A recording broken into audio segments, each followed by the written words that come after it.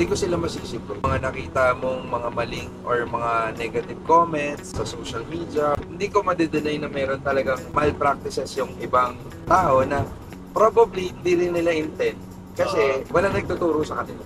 Believer ako na organizational building to as I go along in the industry kasi na-realize ko, yung negosyo natin bro, it's the same as like building an organization outside. It just so happen na dito, when you build your organization, may kasamang income. Eh either way, di ba, paano mo po gustong i-build your organization mo? With the right principle or sa pangit na mindset na ibibigay mo sa una pa lang? Nakatanong ko na lang sa'yo, bukod sa mga natutunan ko, sa dami ng sinabi ko, how do you convince people na we are doing things differently kumpara doon sa mga naging scam Ayan. mga nakaraan? Well, grabe no. Kasi bro, pagkadating sa industry talaga, there's a lot of misconception about the industry. And syempre, nadjudge siya based on dun sa mga previous and past things that happened. Yeah. Diba? Eh ako kasi, I believe, kahit anong industry naman, meron kang hindi makikita maganda. It's so happen na kailangan mo lang makita yung beauty ng industry mismo. Ako kasi, siguro sa akin, nakita ko kasi yung beauty ng industry when I started. Because I had good mentors. I had powerful trainings attended na, alam mo yun, principle-based sa, na, not more on dun nga, sinabi mo kanina na, so magkakotse, di ba? Meron naman, pero not purely dun sa lang nakafocus. Siya hindi siya instant. Yes, alam mong hindi hype and alam mong hindi siya yung ganun. So ako, if pagdating sa pagmamarket, malaking factor yung paano natin siya ginagawa, paano natin siya dinideliver, na hindi katulad nung ibang over-deliver na presentation. Okay, realistic. Realistic. Kasi ako ayoko ng ganun eh. Silang principle ko sa business bro. Kung anong ayokong gawin sa akin, hindi ko gagawin sa'yo. Okay. So, kung anong gusto kong gawin sa akin, ganun lang din gusto kong gawin. Okay. Kaya, pag ayoko nang ina-hype ako, hindi kita i-hype. Kasi ayoko nang ina-hype ako eh. I want to get the same people as I am within my team. Gusto ko like-minded people yung kasama ko. So, kung hindi mo nagigets yung ganto na side, eh hindi ka para sa grupo ko. Parang ganun. Okay. Diba? Kung ayaw mo yung gantong style, ibig sabihin, hindi ka para sa grupo ko. Gusto mo lang... Walang pilitan. Oo, walang pilitan, bro. Kasi, ang pangit nung ganun eh, yung sasabihin mo lahat para lang makakuha ka ng mga tao, diba? Hindi siya maganda eh. So, sa akin, believer ako na organizational building to as I go along in the industry kasi na-realize ko from being a newbie to being someone who earned a lot, na-realize ko na yung negosyo natin bro, it's the same as like building an organization outside. It just so happen na dito, when you build your organization, may kasamang income na pumapasok. So, basically, your goal is to build your organization as big as you can, as fast as you can. Eh either way, di ba, paano mo ba gustong i-build your organization mo? With the right principle or sa pangit na mindset na ibibigay mo sa una pa lang? Siyempre ako gusto ko ma-build ko yung organization ko sa tamang principle. So, you have to start it right. Okay. Sabi nga sa akin, walang sinimulang mali na lumaki ng tama. So, lahat ng sinimulan mong mali, lalaki ng mali. So, if you want if you want Pundasyon. yes, you have to make the foundation right para maging tama yung magiging kakalabasan niya sa dulo.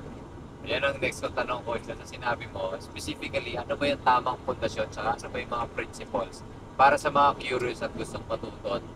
Interested na pumasok sa Tulad nun, business. Ang dami mo nabasang, hindi ko sila masisi bro. Okay. Yung mga nakita mong mga maling or mga negative comments sa social media or sa internet, hindi ko sila masisi kasi Okay. hindi ko madidenay na meron talagang mga malpractices yung ibang tao na probably hindi rin nila intent kasi walang nagtuturo sa kanila. Okay. Okay. Kasi negosyong to bro, malaking factor yung mentoring. Okay. Malaking factor yung mentor sa pagsisimula mo. Kasi whatever you do pag nagsimula ka, influence siya ng mentor mo. So kung paano ginagawa ng mentor mo, ganun mo rin siya gagawin. So kung sablay yung mentor mo, sablay yung coach mo, sablay ka din. And it goes on with everybody else that will follow. So sa akin, crucial yung leadership ng mentorship. Yung mentorship, yung leadership ng pinaka-coach mo, importante yon kung tama ba yung principle. Kasi tulad nun bro, kaya tayo nag-jive kasi may advocacy ka eh. Ako, ang advocacy ko dito bro, it's to transform the image of the industry na maging iba yung impression na nila eventually because of the results that we're getting. Kasi maraming practices yung iba-ibang groups at iba-ibang companies. Kaya lang, dahil ako, laki ako sa organization, sa USD pa lang, dami na nating organizations, bro. Dahil doon ako lumaki, in-apply ko lang din yung mga principles sa organizations kung paano lumalaki ng tama at kung paano nagiging tama yung mga tao within the organization. Sa pool nga yung tatlo, no? Passion, commitment, and ano isa?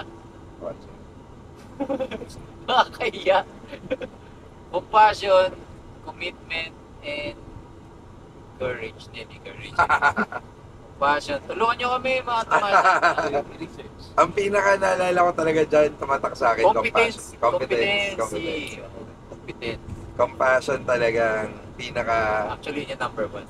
number one ng tamasan. Compassion. Number one yun. Kahit makalimutan ko na yung dalawa pa sa yung compassion na natin. Ako naniniwala ako, coach, when you're compassionate, everything Yes. else will follow. Yes. Hindi, kaya bro, sabi ko nga, na nagkausap tayo, talagang, yung pera susunod na yan. Ganun ako eh. Kumbaga, hindi man ako kumita ng triple ngayon. Okay lang yun. Kumita man ako ng maliit ngayon, nalagaan kayong, kasi ang negosyo natin bro, relationship business din. And it is based on trust. So, I grew my team based on trust. I always make sure na yung integrity ko sa kanila, na wala akong sasabihin na hindi ko gagawin. Wala akong gagawin na makakabetray ng trust nila. Kasi once the trust is lost, wala na yung leadership. So, yun yung una ko iningatan, yung relationship, yung trust, yung integrity. Mas importante yun. Kasi pag yun yung naging foundation, secured lahat ng magiging partners natin na kahit pangit yung tingin ng iba sa industry, as long as nandito ka sa Spartan City, secured ka na may ibang mundo tayo na hindi naiintindihan ng iba. So, yun ang belief ko. Hindi ko na kasi kontrol. Ako ang belief ko bro, hindi ko na kontrolado yung ibang company. Hindi ko naman makokontrol yun kung paano nila gagawin. Yeah. Hindi ko rin naman makokontrol yung kung paano yung practices ng iba. Pero what I can control, sabi ng mentor ko na, di ba? The only person that you can control is yourself. You cannot control anybody else but yourself. So if that's the mindset.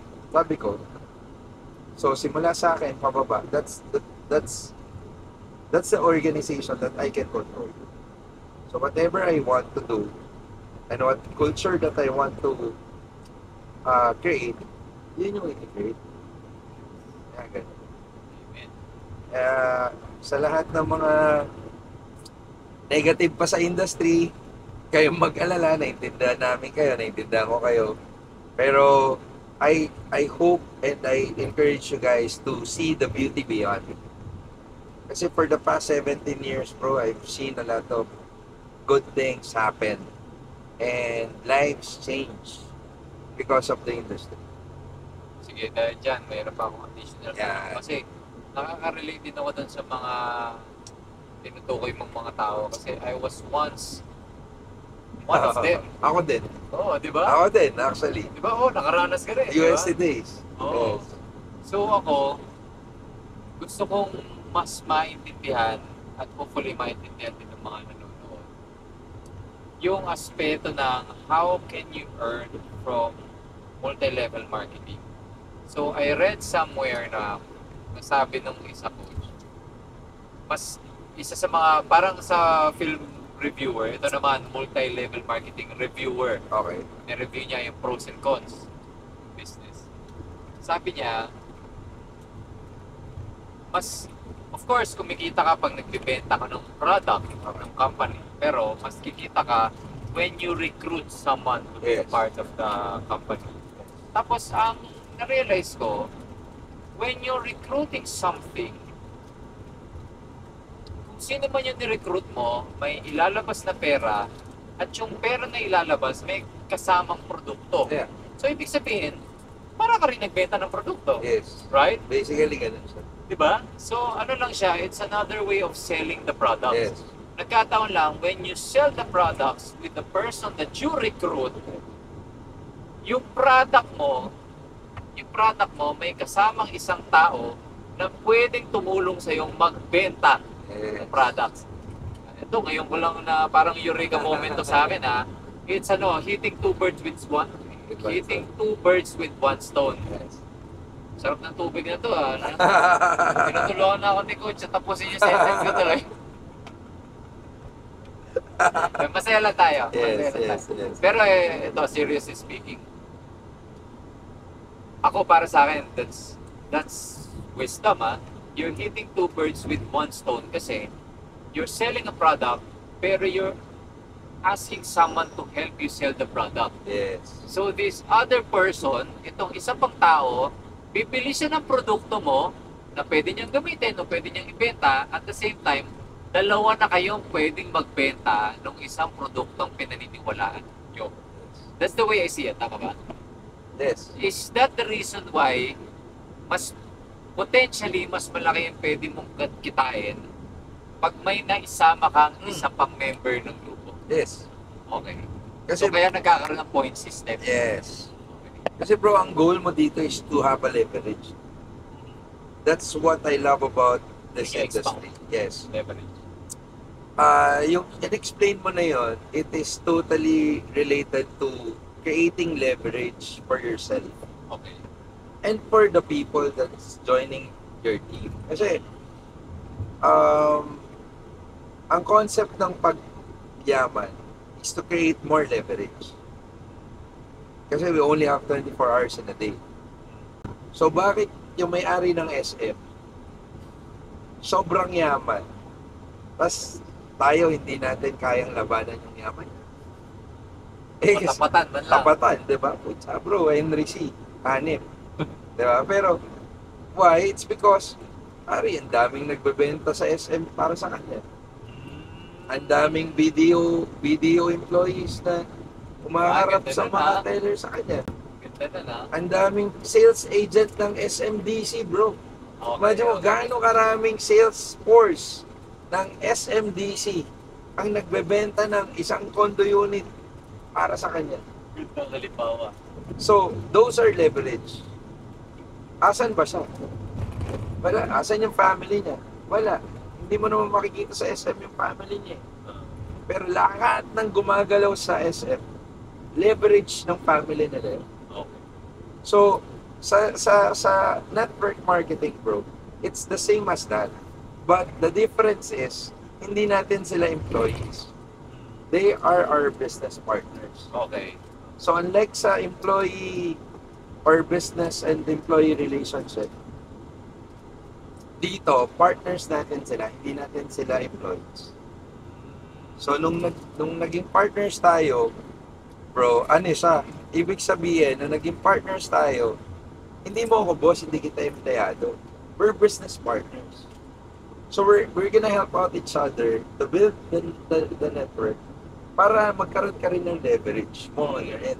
Kasi pag natulungan kita mag-build yung leverage mo, nabibuild ko rin yung leverage ko. So ganun siya nag-work. Kaya akala nila recruiting is bad. No. Kasi kahit saan naman ginagawa mo yun. Nanood ka ng Mission Impossible, nagustuhan mo, na-excite ka, nagandahan ka, shinare mo sa friends mo, nanood ng sine, nanood din ng Mission Impossible. Galing ka dun, ha? Diba bro? Ang tanong, diba? In-endorse mo eh. Makes sense. Kumita ka ba? Actually, the term is endorsement. Yes. The term na endorsement. This is, Recommend. Yes. Ang tawag namin dun bro, it is a word of mouth advertisement. Uy, nasa libro yun na binabasa ko niya. Yes. Points. So you're, Tama. you're- Word of mouth. sobrang powerful ng word of mouth, bro. Kasi, wala na eh. Talagang mas may credibility pagka galing sa word of mouth. Kasi it's based on experience. Yes, based on experience. Parang ikaw, nagustuhan mo yung barley. Na nagustuhan mo yung So barley, nakatulong sa'yo, Yeah. mas nagkaroon ka ng confidence. So, mas confident ka na i-share siya sa friends mo. Kasi naranasan mo. Actually, ngayon, coach, just sorry na Yeah, napan kita. Yung gusto ko lang dagdagan sinasabi mo about barley na nagustuhan ko. Yeah. Kung mapapansin nyo ngayon, I regularly post content na where I perform playing the drums while singing, Yes. which is not a very easy thing Oo to do. naman, ang It hirap requires a nun. lot of stamina.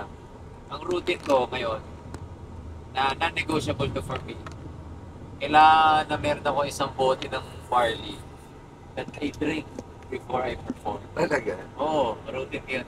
Solid. Nangayat. Ayan na, ayan na, di ba? So, tawag dito, it's a big part of my routine now. Nice. Drinking barley in the morning and before sleeping. Oo. Anong niya bro? Anong impact niya sa'yo kapag before you perform? Kasi, coach, since meron akong stomach problems, sinabi sa akin ng health experts, iba, merong acupuncturist, merong doktor. Malaking bagay pala for people our age, yung fasting. So, isa sa mga natutunan ko, pag natutulog pala tayo, ang importansya ng pagtulog natin ay yung pag-detox sa katawan natin kasi hindi tayo kumakain.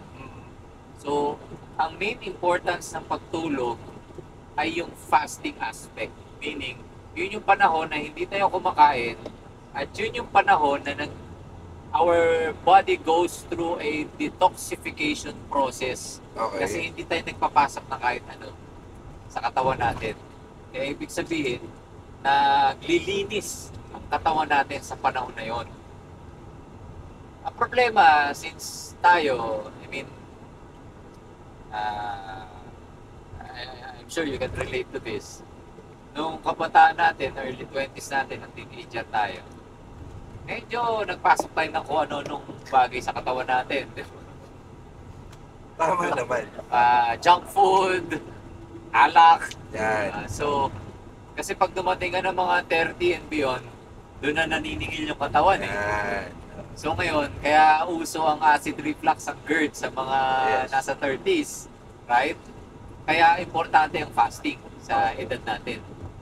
So, since pag natutulog tayo, we are going through a detoxification process, pagkagising natin, malaking bagay na hindi tayo kumakain kagad. Yun. Para tuloy-tuloy pa rin yung paglinis sa katawan natin. Okay. Pero syempre, magugutom ka, Ah, right? Kasi we are hustlers, we okay. work, Yes. we spend a lot of energy. Yes. Diba? We use a lot of energy in our work. Eventually, magugutom ka. Paano mo mababalanse yung gutom? Ah. Yun.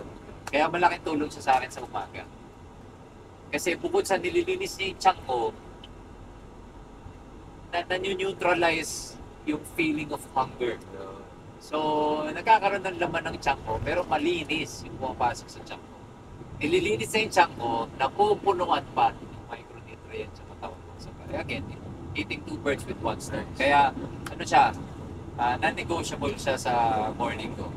Minsan pag kunwari nakalis ako ng bahay, nakalimutan ko yung barley, U-turn talaga ako para kunin yun. Kaya to be completely honest, ganun siya ka-importante sa everyday routine ko. Importante na bro, no? Kung ano yung pinapasok natin sa tiyan natin. Yep. Sobra. Grabe. Kaya yan. Ano yan eh. Believer kasi ako bro, pagka maganda yung product, as long as the product is good, diba? I gladly want to market it. Ako mismo, bakit hindi? Kaysa dati, dati kong company, ang product beer. Diba? So, diba? Anong gusto mong endorse? Beer o pampahealthy? Maganda to, pagkising sa umaga, yung beer, yung yeast, makakatulong sa... Ang hirap, di ba? Ang hirap pag-convince ng tao. Hirap. Kaya sabi ko nga, Beer for detox. Sorry. it's a good business. Kaya naman ako pumasok, coach. Ah. Kaya naman ako na-convince na, sige nga, try ko nga mag-invest dyan kasi I believe in the product eh. I can talk all day about barley and how it's helping me. So, Yung mga bro, yung mga network marketing ngayon, kapag napansin mo, maraming network marketing na maganda yung product. Maganda talaga yung products.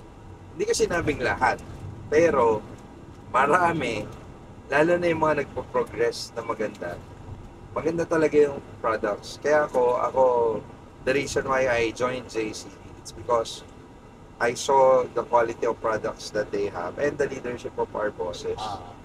Yun kasi yung pinaka-particular ako. Yung leadership ng mga boss natin, Boss Joe, Boss Card, sobrang bait, sobrang sipag, sobrang grabe yung leadership, and they really love helping people. okay. So that's one good thing about, di naman kasi lahat ng mayaman pala ganun. Naranasan din nila yung naranasan natin na from the bottom up. Yes, definitely bro. Talaga? Oo. Tawa nga ako kasi nung recognition sa nung launching nung big one natin sa Shangri-La Fort. Kwento si Boss Joe dun sa stage. He missed out his graduation day, bro. Oh, na-miss out niya. Dahil meron siyang pinipresent pare. So sobrang intense niya sa business natin during his college days.